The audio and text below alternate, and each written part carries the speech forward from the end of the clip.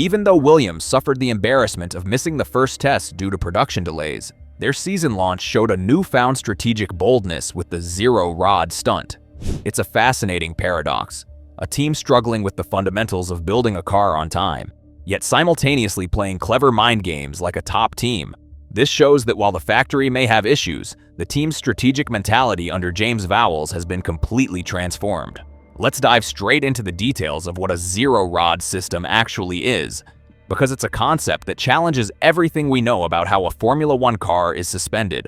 On the FW48 show car, the traditional diagonal suspension elements, the push rods or pull rods that connect the wheel assembly to the chassis, were completely absent.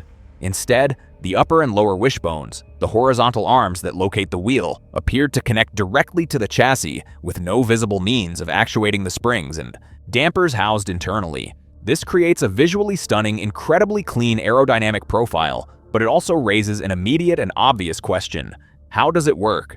In a conventional system, the push rod or pull rod is the critical link that transfers the vertical loads from the wheel into the chassis, compressing the springs and dampers to control the car's ride height and stability. Without this link, there is no apparent mechanism to manage the car's suspension. The zero-rod name is a clever play on the zero-pod concept, but the engineering theory behind it is far more abstract. For such a system to function, Williams would have had to invent a revolutionary way to house the entire spring and damper system within the wishbones themselves or at their mounting points on the chassis. One theoretical possibility is the use of incredibly advanced, miniaturized hydraulic or electromagnetic actuators integrated directly into the wishbone pickup points. These actuators would have to be powerful enough to handle the immense aerodynamic and mechanical loads an F1 car produces, several tons of force under braking and cornering, while also being precise enough to control the car's ride height to the millimeter. This would be a technology far beyond anything currently seen in motorsport, requiring materials and power systems that are likely years, if not decades, away from being viable. Another, even more outlandish theory is that the wishbones themselves are made from an active material that can change its length or stiffness on command, effectively becoming the spring and damper. This is pure science fiction in the context of current F1 regulations and materials science. The regulations are incredibly strict about suspension components being rigid and non-actuated, aside from the traditional spring and damper elements.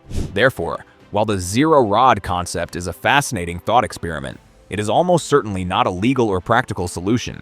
For the 2026 season, it is a clever illusion, a piece of engineering sleight of hand designed to cause confusion and distract rivals. So, if the zero-rod concept isn't real, what does this stunt tell us about the real FW48 and the modern Williams team? It reveals a newfound swagger and confidence. In the past, a struggling Williams team would have been conservative in their marketing, avoiding any move that could bring extra scrutiny or ridicule. The fact that they are now willing to engage in this level of Paddock gamesmanship to deliberately troll their multi-billion-dollar competitors with a fake design shows a team that is no longer afraid to be bold. It signals that under the leadership of James Vowles, the team's culture has shifted from one of survival to one of ambition. They are thinking like a top team, using every tool at their disposal, including marketing and misdirection, to gain a competitive edge. But before we analyze what this means for the team's actual development path, if you're serious about understanding the engineering war that defines modern F1, this is the time to subscribe. We're not just reporting the news, we're explaining the why behind it.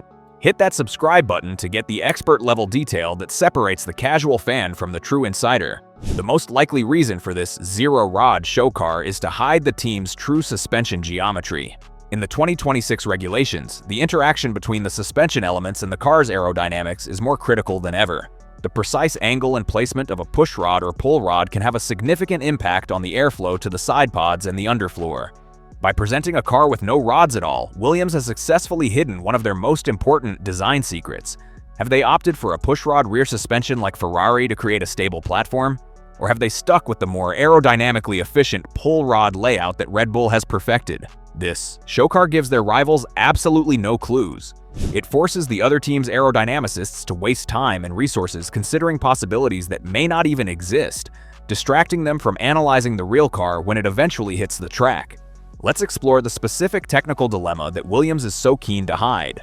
The choice between a push rod and a pull rod system, particularly at the rear of the car, is one of the most fundamental architectural decisions a team can make, with cascading consequences for the entire design.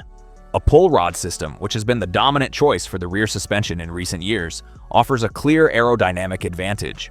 By mounting the suspension rockers low in the gearbox casing, the bulky internal components are kept out of the path of the high-energy airflow traveling over the top of the side pods and down towards the diffuser. This results in cleaner airflow to the rear wing. However, it comes with a mechanical compromise, as the low mounting points can make it more difficult to access and adjust the internal components. Conversely, a pushrod system, as seen on the new Ferrari, prioritizes mechanical performance and packaging.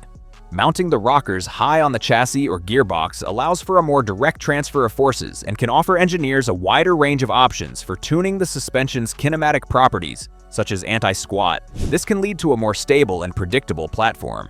The trade-off, of course, is aerodynamic, as the pushrod sits directly in the path of that valuable downwashing airflow.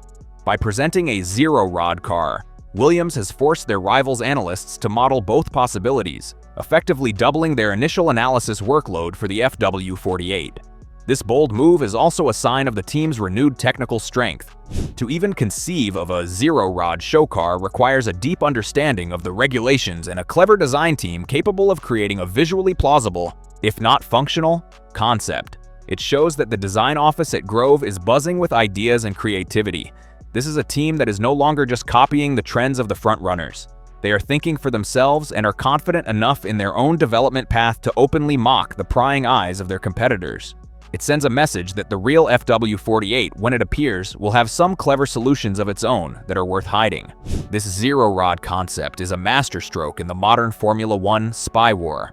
In an era of intense scrutiny, where freelance photographers with long lenses line the fences at every test, hiding a new design is almost impossible. Every team employs analysts whose sole job is to study the thousands of photos that emerge from a test day, looking for new ideas on rival cars.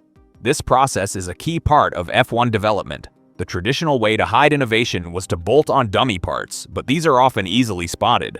The Williams Zero Rod concept is far more sophisticated. It's not just hiding a component, it's presenting a false paradigm. It forces rival analysts to waste time and mental energy contemplating what isn't there. They are forced to ask, how could this possibly work?